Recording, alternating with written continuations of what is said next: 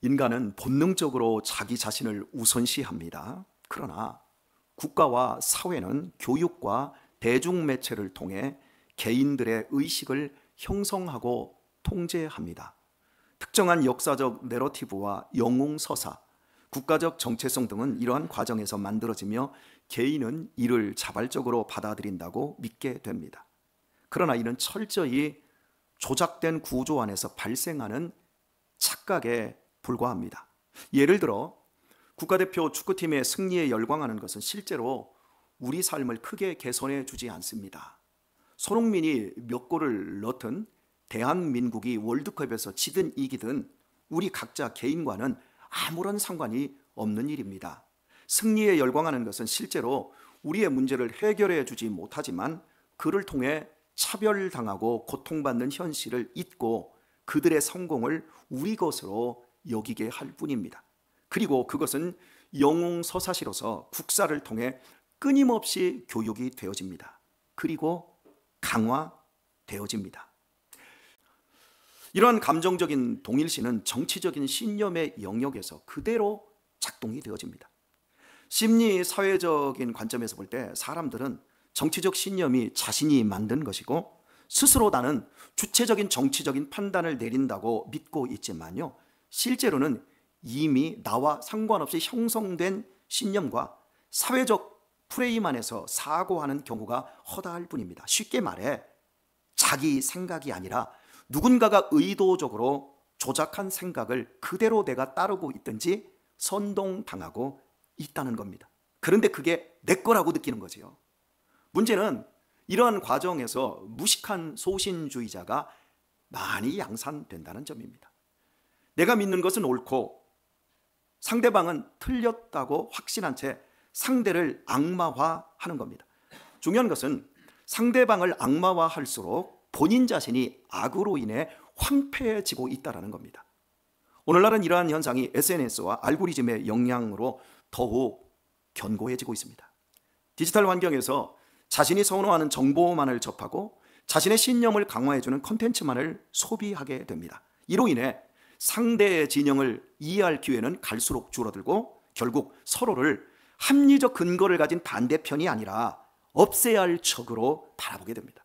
그 결과 상대를 향한 증오와 욕설과 물리적인 폭력까지 정당화하게 되는 거지요.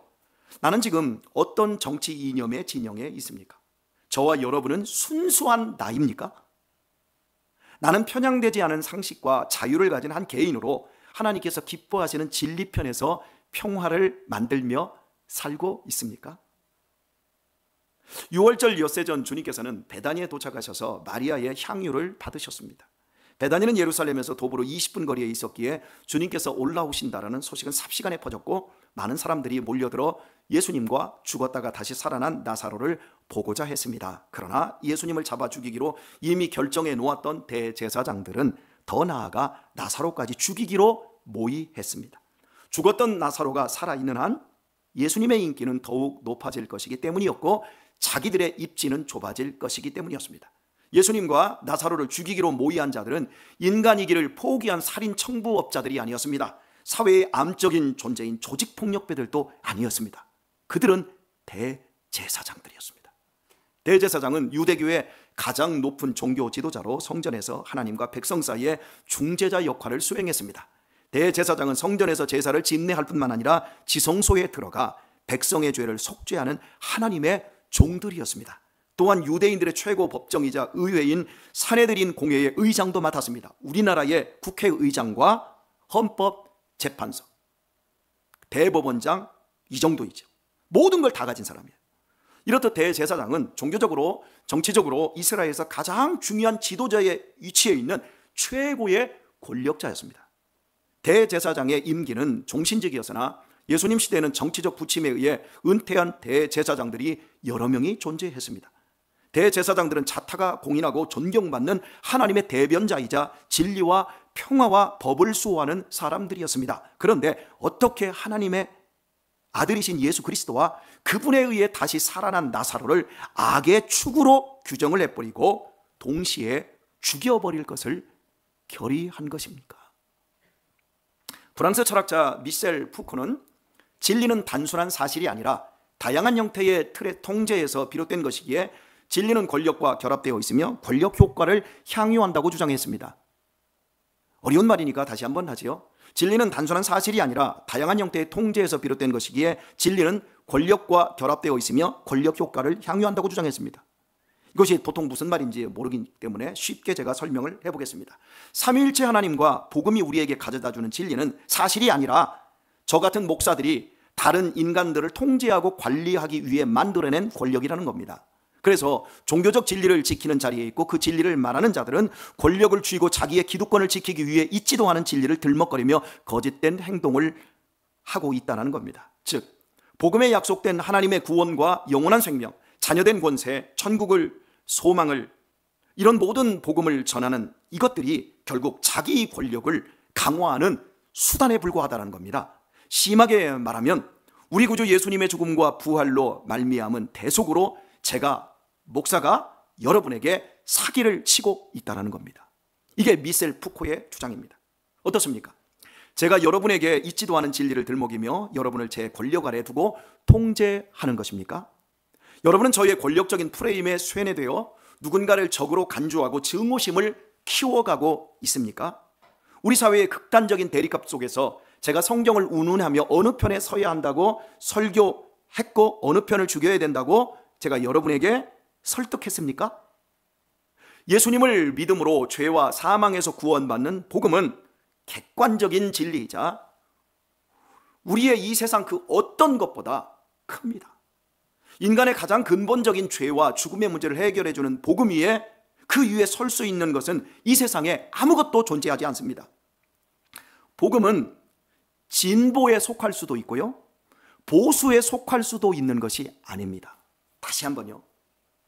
복음은 진보에 속할 수도 있고 보수에 속할 수도 있는 게 아닙니다.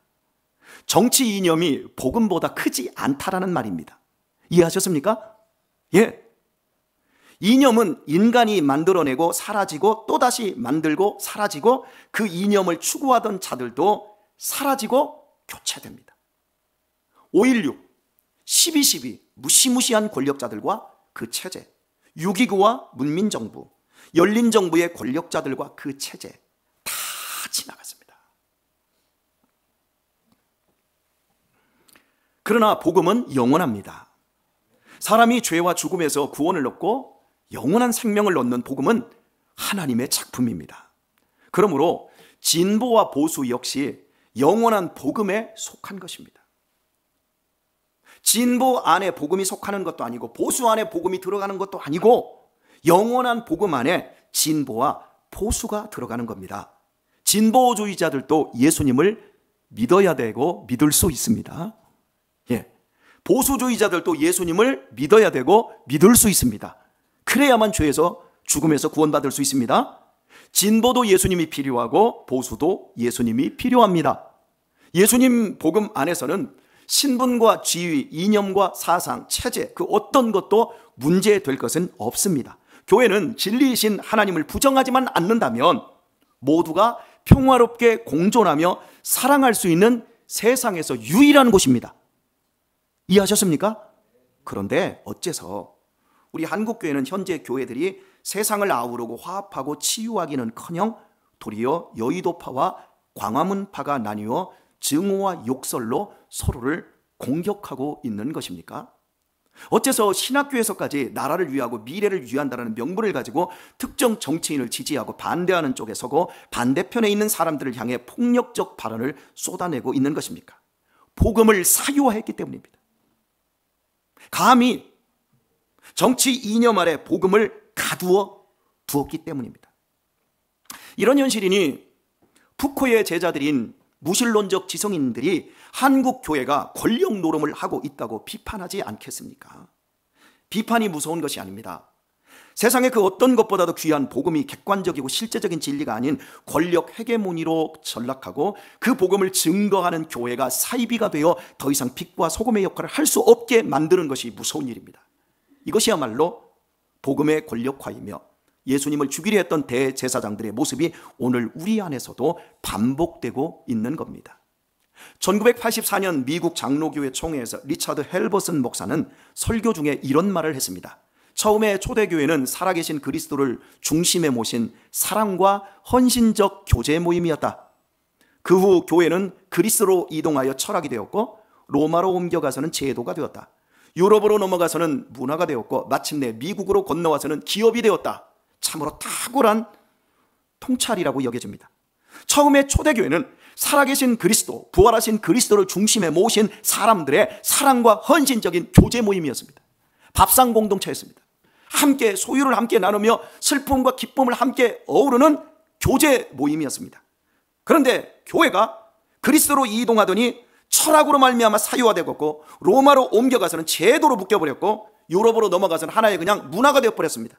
그리고 마침내 미국으로 건너와서는 오늘날의 기업이 되었다는 겁니다. 이후 1914년 김재환 영화 감독은 커바디스에서 교회는 대한민국에 와서는 대기업이 되었다고 말했습니다. 전 세계 어디에도 없는 교회 형태, 대기업 형태. 그리고 현재 진영 논리로 서로를 핥히고 있는 교회에 대해 모 뉴스 앵커는 교회가 드디어 괴물이 되었다고 했습니다. 저는 그 얘기를 들으면서 얼굴이 화끈해졌습니다. 그리고 저는 오늘 여러분에게 이렇게 말하고 싶습니다. 이제 한국교회는 정치 이념을 이용해 최고 권력기관이 되고자 한다. 사랑하는 교회 여러분, 과연 이런 교회가 성경적인 교회이고 예수님이 피를 흘리며 세우셨던 교회일까요? 여러분은 이 세상에서 가장 큰 권력이 무엇이라고 생각하십니까? 미국의 백악관과 대통령입니까? 비오듯 시리아의 이란에 포탄을 갖다 막 쏟아붓는 그런 대통령, 그 백악관이 가장 큰 권력인 것 같습니까? 대한민국의 최고 권력은 어디에 있습니까? 대통령과 국회의원들입니까? 아니면 국민입니까? 아니면 헌법재판소입니까? 아닙니다. 최고의 권력은 죽음입니다. 죽음보다 무서운 권력이 없습니다. 죽음을 이길 보수도 없고요, 죽음을 극복할 진보도 없습니다. 죽음을 이길 대통령도 없고요, 죽음을 이길 장관도 국회의원도 없습니다. 죽음은 무소불위의 권력입니다. 죽음 앞에서 미움도 증오도 다 잠잠케 되어집니다. 영상 하나 보도록 하겠습니다. 영상. 네.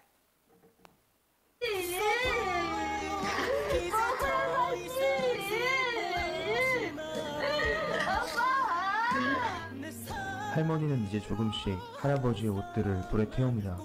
할머니도 남편과의 영원한 이별을 직감하셨는지 준비하기 시작하시죠.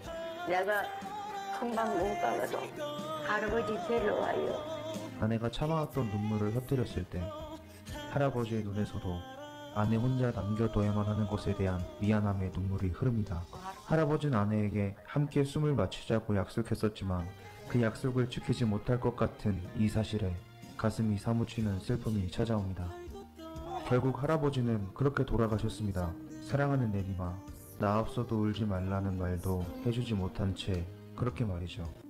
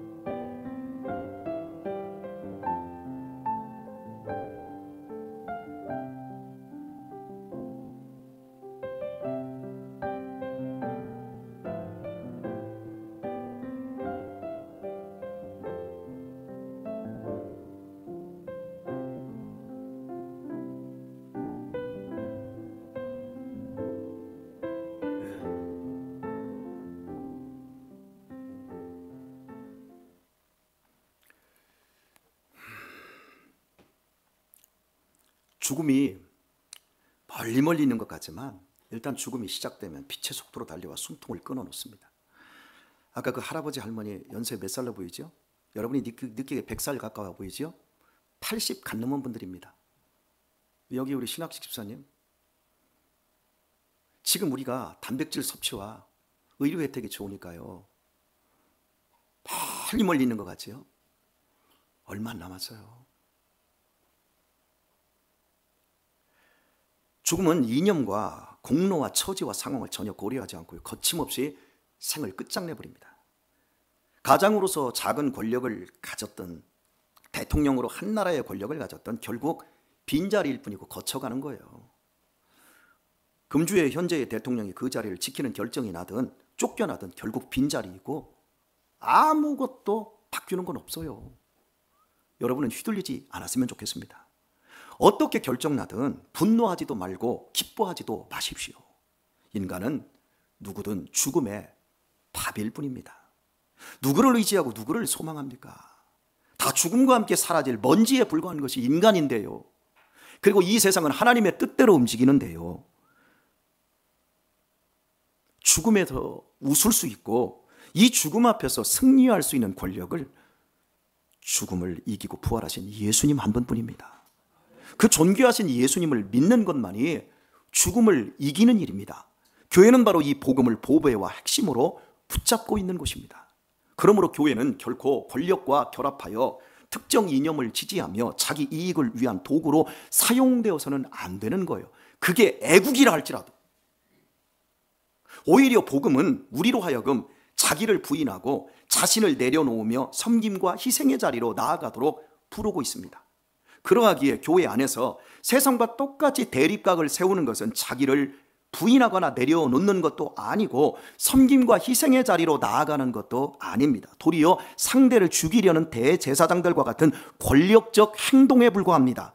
예수님께서는 당신을 지지하는 수많은 사람들을 규합하여 권력으로 이용할 수 있었지만 전혀 하지 않으셨습니다.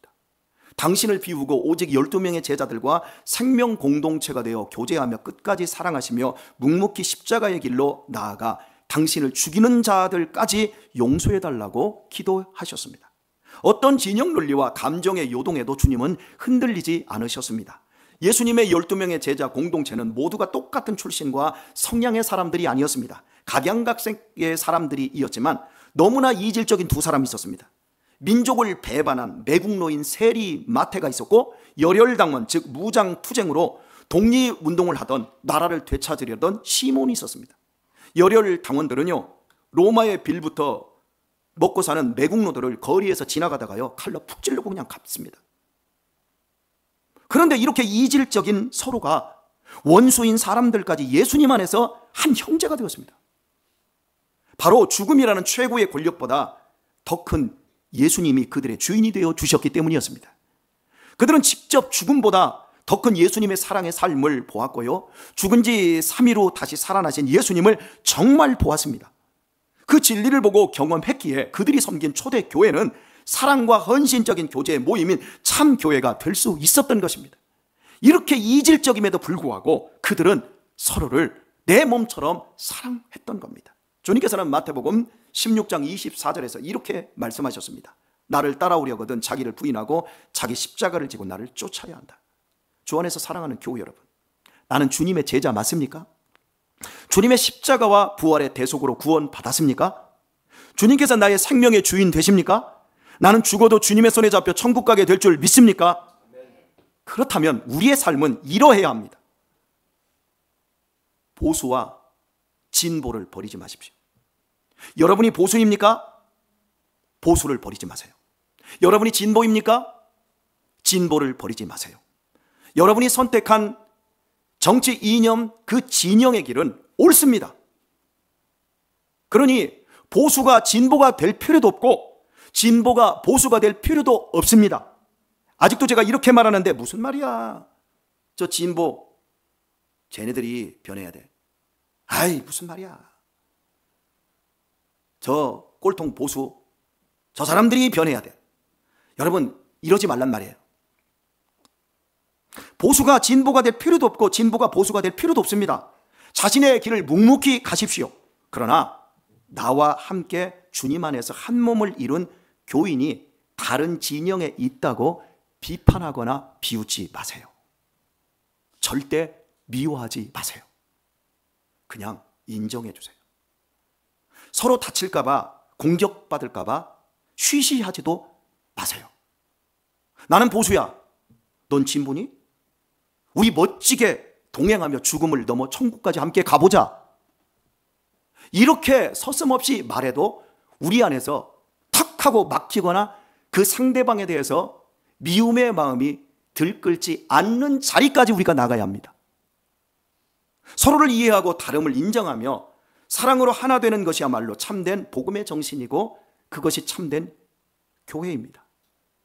자, 옆 사람하고 이제 이렇게 한번 만나보세요. 얼굴 한번 보세요. 우리 강은희 집사님하고 우리 김동철 장로님하고 한번 얘기를 하듯이 한번 만나보세요. 자, 동시에 난 보수야, 넌 지금 빨리 한번 얘기해 보세요. 네, 네.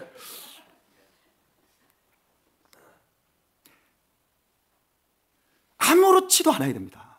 왜냐하면 우리는 더 큰 복음 안에 있기 때문에요.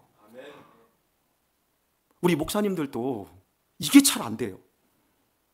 그래서 그냥 서로 쉬쉬해요. 쉬쉬할 게 아니라 난 진보야. 어이, 거기 김 목사님 보수야? 이야, 잘했어. 그러면 뭘 잘했어? 너는 진보니까 잘했어. 너는 보수니까 잘했어. 그런데 우리 더 사랑하자. 여러분, 이게 우리가 받은 복음의 능력인 거예요.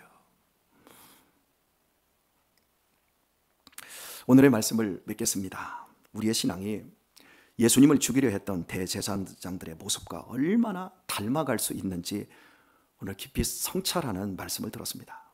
복음은 권력과 이념을 위한 도구가 될 수 없으며요, 진정한 복음은 사랑과 용서, 섬김과 희생의 길로 우리를 인도합니다. 최고의 권력은, 최고의 권력자는, 최고의 권력 기관은 예수님이시고 교회입니다. 죽음을 이기고 죽음 앞에서 웃을 수 있게 하는 권력만이 참된 진리입니다. 제발 세상의 권력에 지나가는 광풍과 같은 그런 권력 노름에 휘둘리지 마시고 예수님을 믿는 믿음 안에서 더 따뜻하고 더 넉넉한 아름다운 삶을 사시다가 죽음의 날 천국으로 멋지게 이사하는 우리 성도님들 다 되시길 예수님의 이름으로 축원드립니다.